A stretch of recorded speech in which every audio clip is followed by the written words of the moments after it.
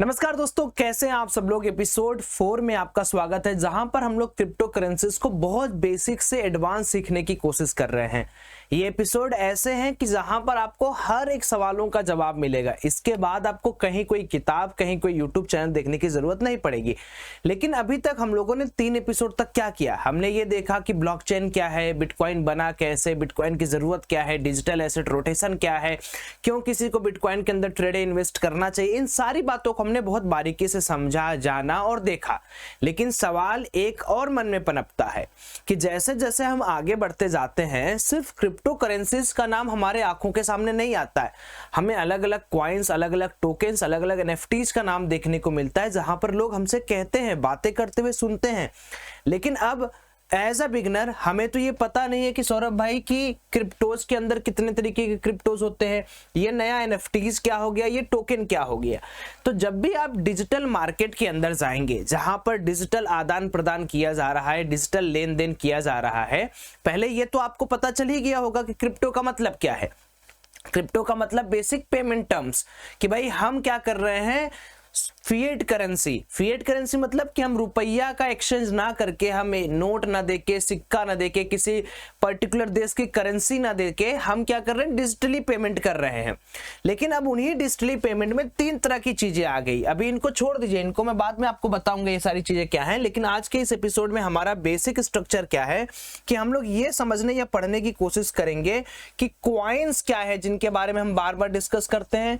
दूसरा एनएफटीज क्या है, जिनके बारे में हम सुन रहे हैं। और तीसरा टोकन क्या है। और इन तीनों के अंदर काम किया जाता है क्या? बिल्कुल किया जाता है। जितना कॉइन्स पॉपुलर है दोस्तों, उतना ही एनएफटीज पॉपुलर है, उतना ही टोकन पॉपुलर है। एनएफटीज के अंदर आपने बहुत सारे आर्टिस्टों की कहानी सुनी होगी कि इनका इतने में पेंटिंग बिक गया, इनका इतने में पेंटिंग बिक गया। अभी आपको हाल फिलहाल का एक कहानी में बताता हूं। जो आप लोग मीम्स वायरल देखते हुए आते हैं ना, तो मीम्स के अंदर एक ऐसा मीम था जिसकी पेंटिंग एनएफटीज के माध्यम से मिली है। उसको पता नहीं $20,000 $50,000 के आसपास मिला हुआ है। तो एनएफटीज का क्या रोल है, क्या होता है, इसके बारे में समझने की कोशिश करेंगे आज के एपिसोड में। तो चलिए शुरू करते हैं कि क्या होता है कॉइन्स, क्या होता है एनएफटीज और क्या होता है टोकन। मेरे साथ जुड़े रहिए। तो दोस्तों, सबसे पहले अगर आपको कुछ भी समझना है, आपको ये समझना पड़ेगा कि ये डिजिटल पेमेंट का पूरा काम शुरू कहां से हुआ। अब जहां पर मैं डिजिटल पेमेंट के बारे में बात कर रहा हूं, वहां पर ये आप कतई मत समझिएगा कि मैं यहां पर नेट बैंकिंग या कार्ड द्वारा पेमेंट की बात कर रहा हूं। नहीं, डिजिटल पेमेंट के बारे में जब भी मैं आपसे बात करूंगा इस कॉन्टेक्स्ट में, तो मैं आपसे पक्का ये उम्मीद लगाऊंगा कि आप ब्लॉकचेन टेक्नोलॉजी के बारे में सब कुछ जान रहे हो, क्योंकि इसका एपिसोड हमने पुराना बनाया हुआ कि ब्लॉकचेन टेक्नोलॉजी के ऊपर क्या बना है। ब्लॉकचेन टेक्नोलॉजी के ऊपर बनने वाला एक सबसे बड़ा कॉइन का नाम है बिटकॉइन। आपको ये बात पता होगी। अब देखिए, जितने भी कॉइन्स आज के समय पर बन रहे हैं, उसके सामने ही आपको इस तरीके का बिटकॉइन लगा हुआ देखने को मिल रहा है कि भैया बिटकॉइन। अब बिटकॉइन के अंदर आपको ये कॉइन दिख रहा है, तो इसका मतलब क्या हुआ कि वो सारे के सारे कॉइन्स जिनका खुद का एक ब्लॉकचेन टेक्नोलॉजी है, जो खुद के एक ब्लॉकचेन नेटवर्क पर बने हैं, उनको कॉइन्स कहते हैं। तो अगर मैं यहां पर परिभाषा लिखूं कॉइन्स का, या कॉइन्स के बारे में आपसे कोई पूछे, तो आप क्या कहोगे कि भाई ऐसे जितने भी डिजिटल पेमेंट एसेट बने हुए हैं, जिनके पास खुद का एक ब्लॉक चेन नेटवर्क है। अगर किसी के पास खुद का एक ब्लॉकचेन नेटवर्क है, तो उनको हम क्या कहेंगे? कॉइन्स कहेंगे। ये जो कॉइन्स होते हैं, क्या ये फंजिबल इन नेचर होते हैं? बिल्कुल, ये फंजिबल इन नेचर होते हैं। फंजिबल का मतलब होता है इंटरचेंजेबल। ये फंजिबल इन नेचर होते हैं, यानी इंटरचेंज हो सकते हैं, इंटरचेंजेबल ये होते हैं। अभी आगे चल के आपको ये फंजिबल वाला वर्ड आगे समझ में आएगा कि क्यों मैं यहां पर बोल रहा हूं। ये फंजिबल होते हैं, बिल्कुल होते हैं। क्या ये डिविजिबल होते हैं? बिल्कुल, ये हाईली डिविजिबल होते हैं, यानी आप इनके कई सारे पार्ट कर सकते हैं। जैसे बिटकॉइन के अंदर आप 1 बिटकॉइन, आधा बिटकॉइन, 1/3 बिटकॉइन, 1 बिटकॉइन में कितने आपको सतोशीज मिलेंगे। आपने सतोशीज एक पैरामीटर सुना होगा, तो वो 1 बिटकॉइन के अंदर आप निकाल सकते हैं। इनके पास क्या होता है, सबसे बड़ा एज कि ये अपने ही run on its own network, यानी इनके पास खुद का नेटवर्क होता है।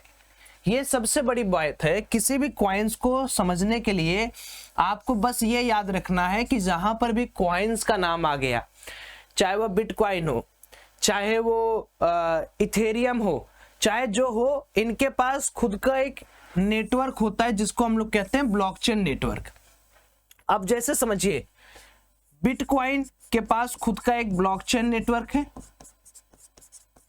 है ना, उसी तरीके से ईथर के पास अपना खुद का एक ब्लॉकचेन नेटवर्क है, खुद का नेटवर्क है इसके पास।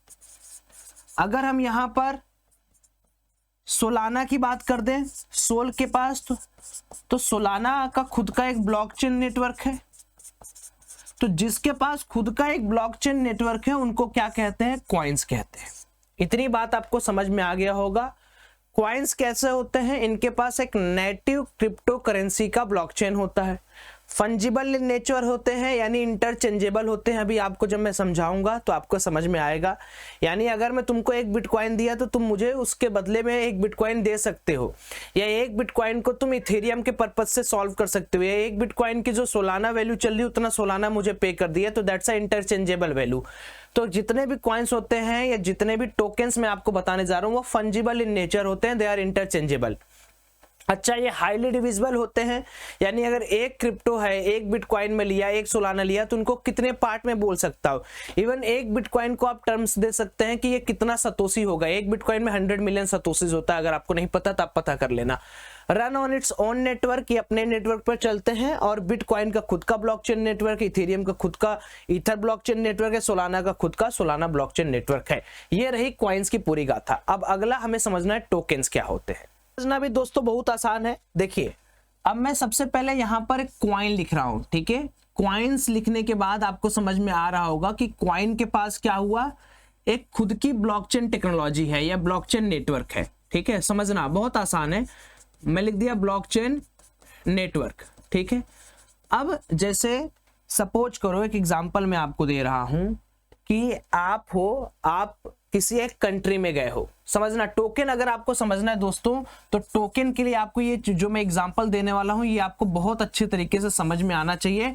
कॉइन्स तो आप समझ गए, कॉइन्स तो एकदम बेसिक टर्म हो गया कि अरे यार सौरभ भाई क्या बात कर रहे हो, जिसके पास खुद का ब्लॉकचेन नेटवर्क है उसको कॉइन्स कहते हैं। लेकिन टोकन को समझना ऐसे समझो, मान लो मैं किसी कंट्री में गया, ठीक है। कंट्री में जाते ही मैंने क्या किया कि यहां देखा कि यार यहां तो INR चलता है। मैं किसी बाहर देश से मान लीजिए इंडिया में आ गया, इंडिया में आया, मैं कहा यार यहां INR चलता है। अब मेरे मन में एक बड़ा दिमाग मेरा खराब हुआ कि नहीं मैं INR बदलना चाहता हूं।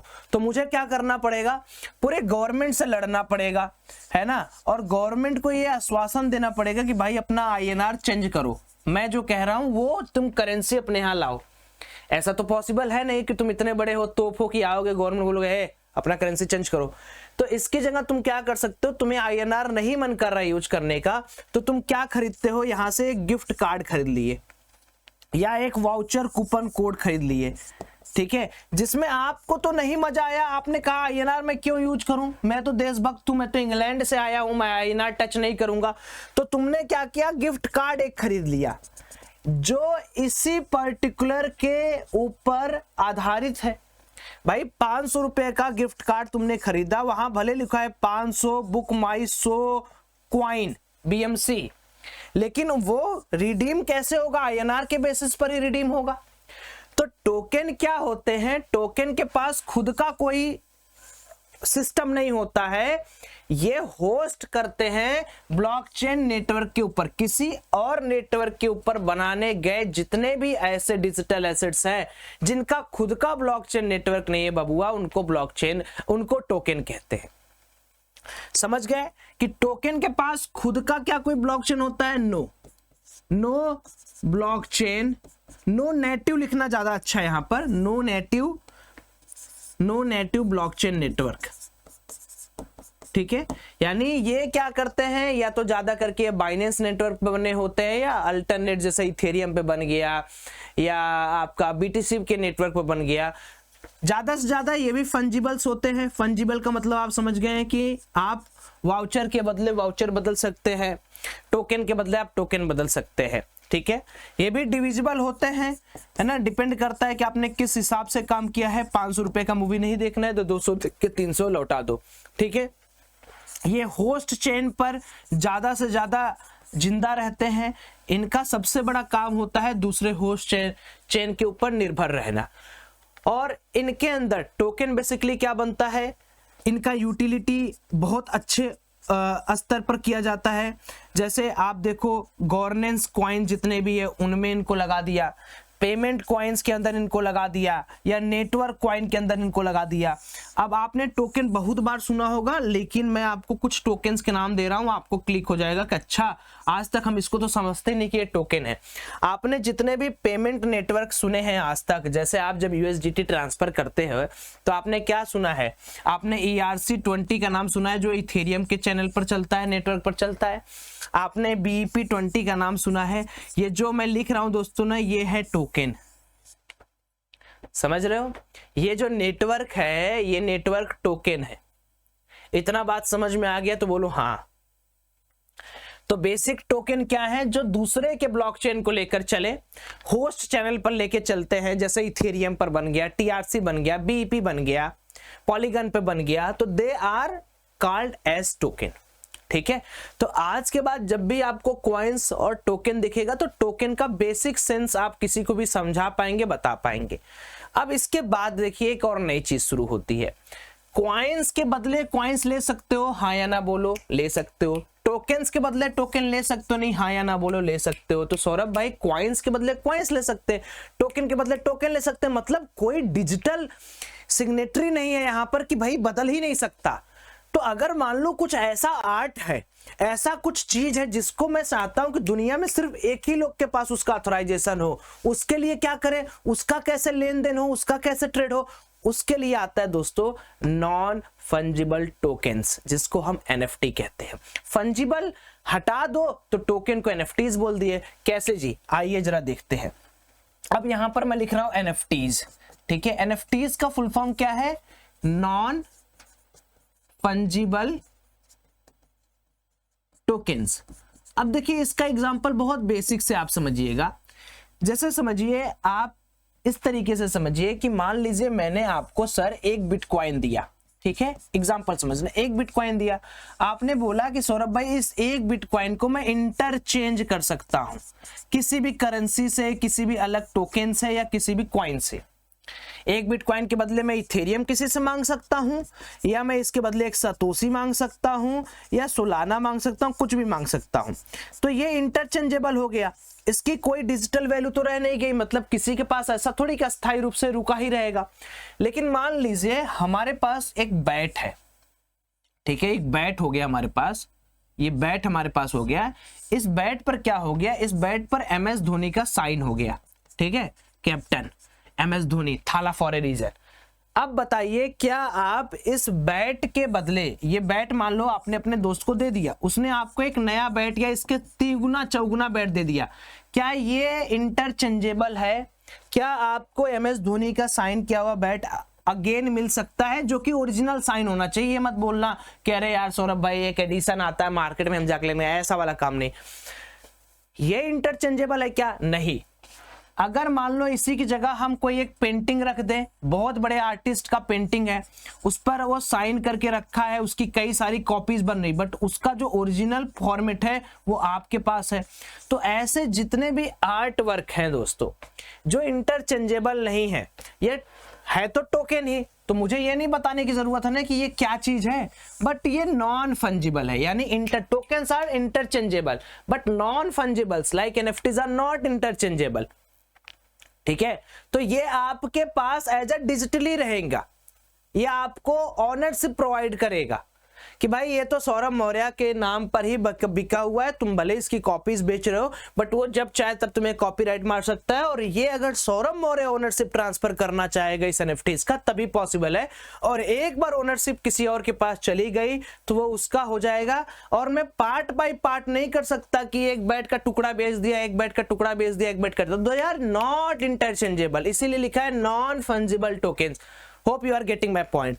सम टोकन्स जिनको आप कभी ट्रेड तो नहीं किए होगे बट जान जाइए वो मार्केट के अंदर अभी भी रहते हैं, बहुत सारे लोग करते हैं, दे आर NFTs। जैसे ERC71, ये भी एक नेटवर्क पर ही चलता है बट ERC71 क्या है? NFTs है। या ERC1155, ये भी क्या है? एक NFTs है। तो ऐसे NFTs आपको हर जगह मिलेंगे। NFTs का एक बहुत बड़ा दौर चल रहा है, विश्वास मानिए अभी, कि बहुत सारे लोग ट्रेड करते हैं NFTs में। जैसे किसी की डिजिटल पेंटिंग ले लेंगे, किसी का डिजिटल आर्ट वर्क ले लेंगे, तो ये NFTs के अंदर डिस्टिंग्विश करने एक तरीका है। तो ये सारी चीजें आपको देखिए वेबसाइट्स पर मिल जाएंगे। जैसे अगर मान लीजिए मैं अभी NFTs के अंदर क्लिक कर दूं, तो देखिए अभी NFTs के अंदर क्या क्या चल रहे हैं। गुड वाइब्स क्लब, इसका चेन क्या है, मैंने बोला ना कि अगर कोई भी टोकन है, NFTs are also a token but they are not interchangeable, not fungible tokens। तो अगर आप देखेंगे कि गुड वाइब्स क्लब करके एक है जिसका एस्टिमेटेड मार्केट कैप 4622 इथेरियम के बराबर है। Floor price, average price, sales कितना हो रहा है, एसेट कितना है, ऑनर्स कितने हैं, ऑनर्स का परसेंटेज कितना है, तो आप इसको देख सकते हैं। ये है एक NFTs गुड वाइब्स क्लब। तो इस तरीके से NFTs बनते हैं जिनको बेचा जाता है, जो करंटली जो होल्ड कर रहा है उसकी वैल्यू होती है, और सब कुछ आपको पता चल जाएगा NFTs को अगर आप अच्छी तरीके से सर्च करेंगे।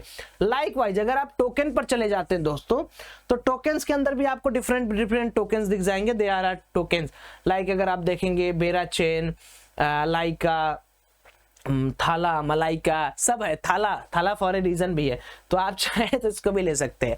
तो होप करता हूं कि इस एपिसोड में आपको इतना नॉलेज तो मैंने दे दिया कि आने वाले किसी भी स्तर पर अगर आपसे किसी ने पूछा कि what is coin, what is token, what is NFTs, you can clearly उनको बता सकते हो, आप समझा सकते हो कि ब्रदर जहां से तुम आए हमने पहले पढ़ लिया है। तो थैंक यू सो मच, मिलते हैं एपिसोड नंबर 5 में। अगर आपको दिल से ये वीडियो पसंद आई तो प्लीज मेक श्योर कि आप इसको शेयर करिएगा, कमेंट करिएगा। Thank you, bye bye, love you all, जय श्री राम।